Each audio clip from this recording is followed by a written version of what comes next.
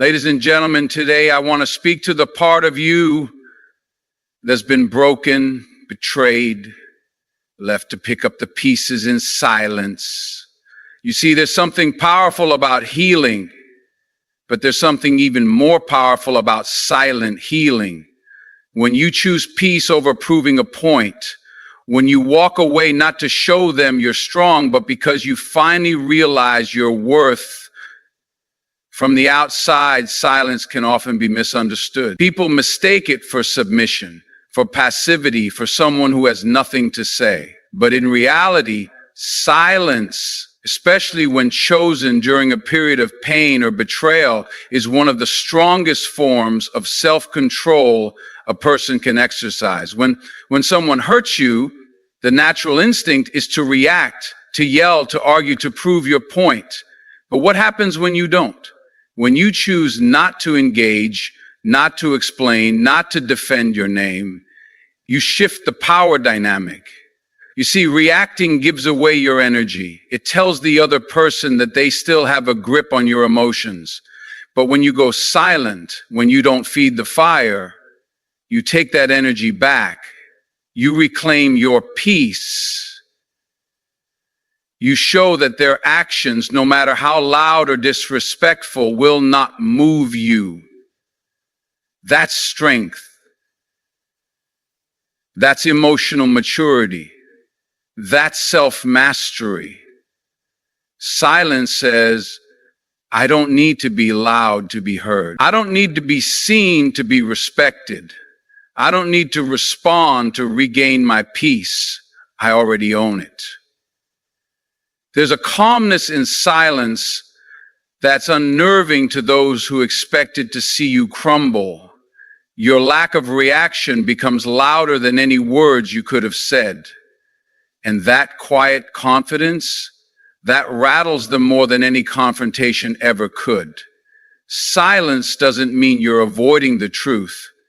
It means you're prioritizing your healing over your pride. It means you're choosing inner strength over outward struggle. It means you're not giving them the satisfaction of seeing you sweat.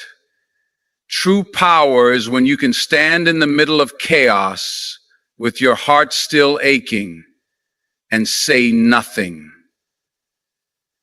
Not because you're weak, but because you've outgrown the need to scream. Because you've realized that silence doesn't mean nothing is happening, it means everything is. And when someone wrongs you, disrespects you, betrays you, underestimates you, the first instinct is often to react. You want to speak your truth, you want to defend yourself, correct the lies, make them see what they've done. And while all of that is valid, here's the deeper truth. Responding isn't always necessary, because sometimes the most powerful thing you can offer isn't a clapback. It's your calm. Your peace is sacred. It's hard-earned. It took nights of overthinking, battles with your own self-worth, crying behind closed doors, and learning to hold your own hand. And when you finally begin to heal, you realize that not every insult deserves a reaction. Not every provocation is worth your energy. And not everyone who tries to pull you into the fire deserves to see you burn. Keeping your peace doesn't mean you're avoiding conflict. It means you're choosing not to bleed for people who wouldn't even offer you a bandage. The person who hurt you may try to provoke you. They may even spread lies or play the victim. But when you don't respond, when you hold on to your composure instead of giving them your chaos, it says everything. It tells them that they no longer have access to the emotional version of you they once controlled. Peace is powerful because it's rooted in control, not of others, but of yourself. It shows that you've risen above the need to prove anything. You don't need to explain who you are. You don't need to correct their version of the story. You don't need validation from the same person who invalidated your feelings. When you prioritize your peace over your response, you protect your energy. You stop feeding the drama. You detach. And in that detachment, you find strength. People expect noise. They expect chaos. But when you don't give it to them, when you simply keep glowing, growing, and protecting your spirit, it throws them off. It forces them to sit with their actions without the comfort of your attention. One of the most unsettling things for someone who once had emotional power over you is realizing that they no longer do, especially when they thrived off your reactions, your tears, your anger, your confusion. For some people, your emotional response was never just a side effect of the relationship. It was their validation, their proof that they mattered, that they still had access to your heart, your mind, your attention. So when that access gets revoked, when you stop responding, stop chasing, stop explaining, they start to panic, not because they care in the way you once hoped they would, but because control is slipping through their fingers. Control they didn't earn, but expected. And now that you're quiet, now that you've gone inward and started focusing on yourself, that silence feels deafening to them. You have to understand, emotional control is a subtle weapon. It doesn't always look like manipulation or direct abuse. Sometimes it's disguised as checking in just to see if you'll still pick up. It's posting certain things online to trigger a reaction. It's reaching out not to fix things, but to see if you're still emotionally available to them. And when you're no longer giving them that energy, that panic sets in because they realize the emotional grip they had is gone. You've closed the emotional loop.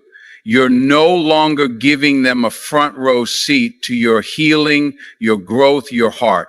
And that bothers them more than anything you could say or do. People who once controlled your emotions count on your reactions to feel powerful, important, even relevant. They feed off the drama, the engagement, the back and forth.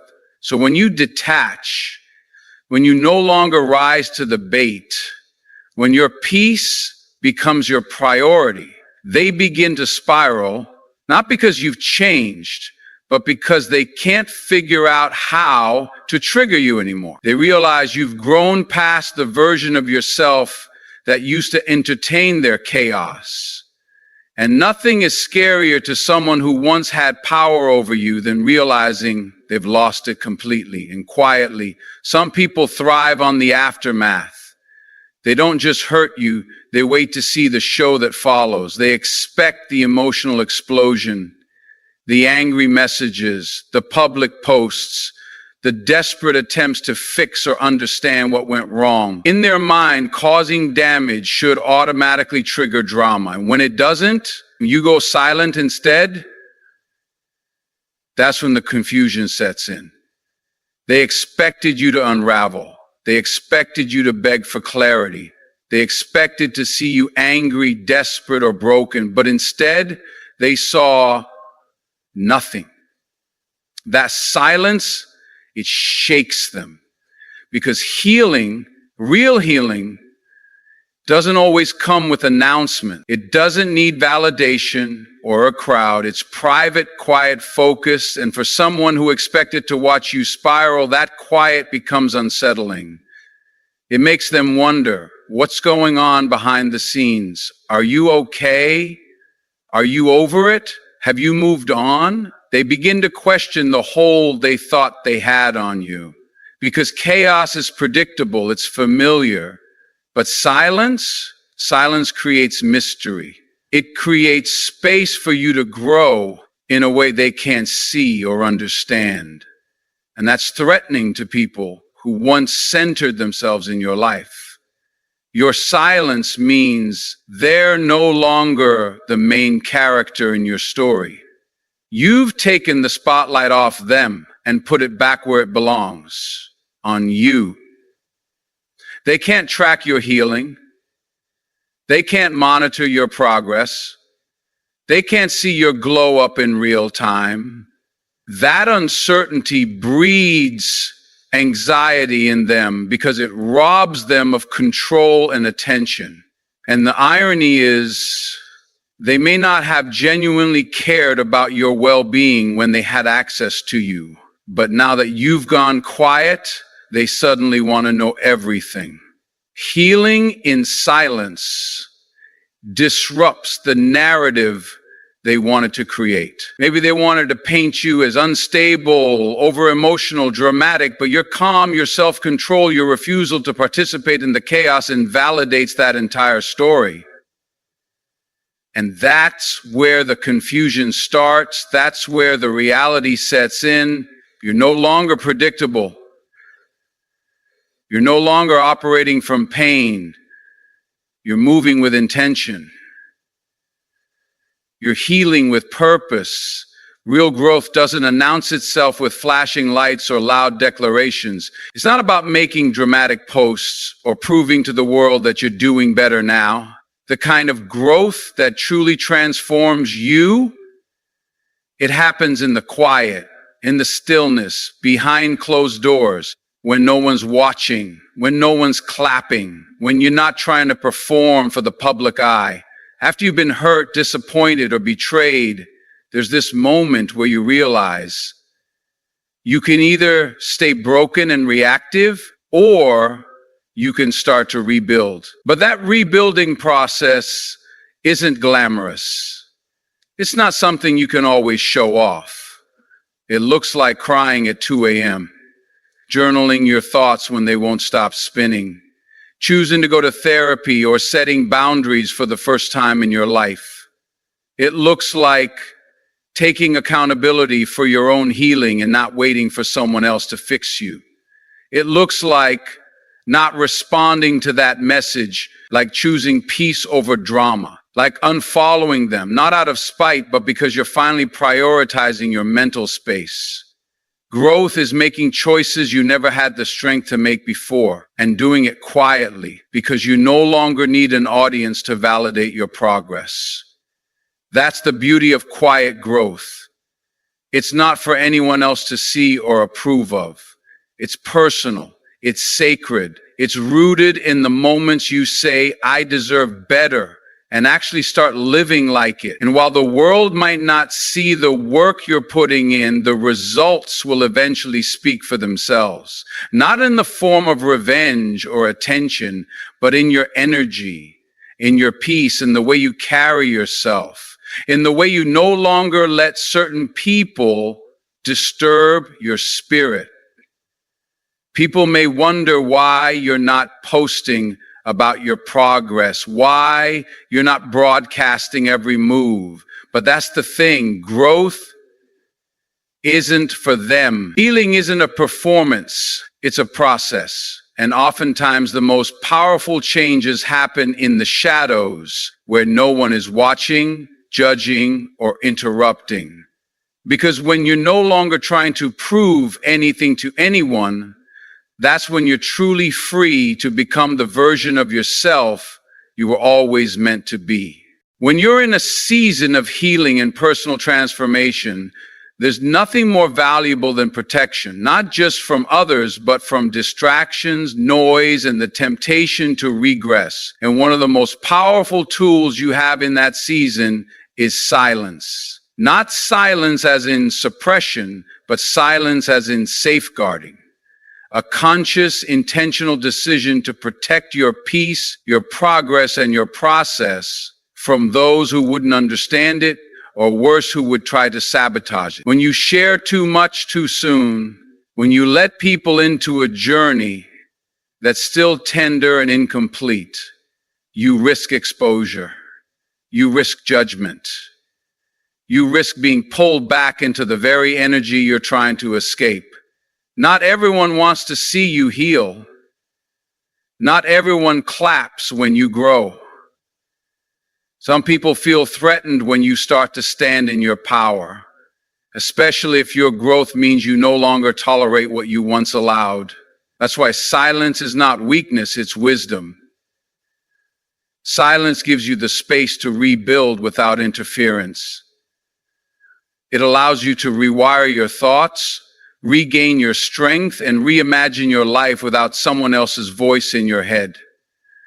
It gives you the freedom to make mistakes in private, to try and fail and try again without having to explain yourself or perform resilience for an audience.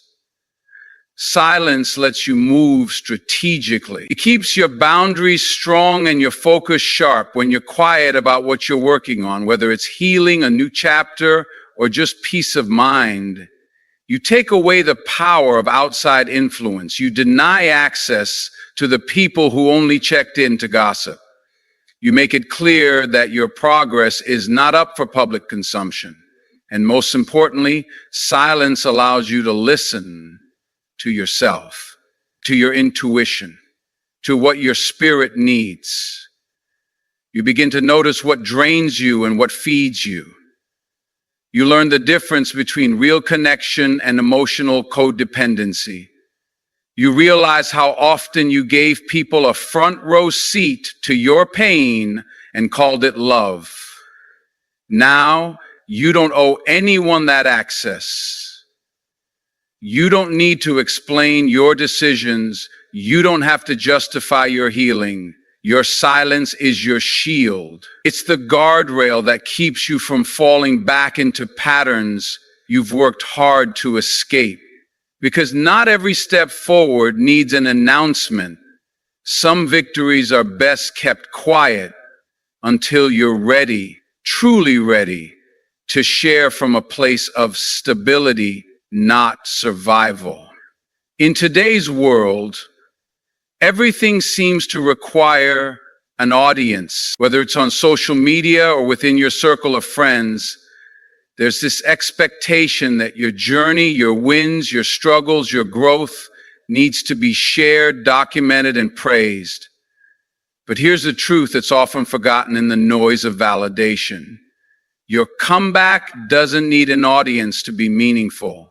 Real growth, real recovery, and real transformation happen in the quietest moments, the ones when no one is watching. It's the late nights when you're working on yourself, the mornings when you rise up after falling down, the moments of reflection when you realize you've changed, even if no one else can see it yet. A true comeback isn't about impressing anyone. It's about reconnecting with your sense of self-worth, realigning with your purpose, and reclaiming the pieces of you that were lost along the way. The truth is, you don't need applause to know your worth. You don't need external praise to validate your healing. You don't need people to notice your efforts for them to count. You know your journey, you know your struggles, and you know how far you've come, even if no one else does. The silence surrounding your comeback isn't an absence of progress. It's the purest form of self-reliance.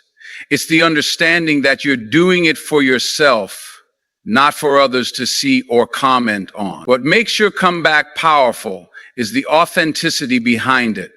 It's the quiet confidence you exude when you walk into a room, not because you've shared every step of your journey, but because you've earned it through perseverance, resilience, and personal strength.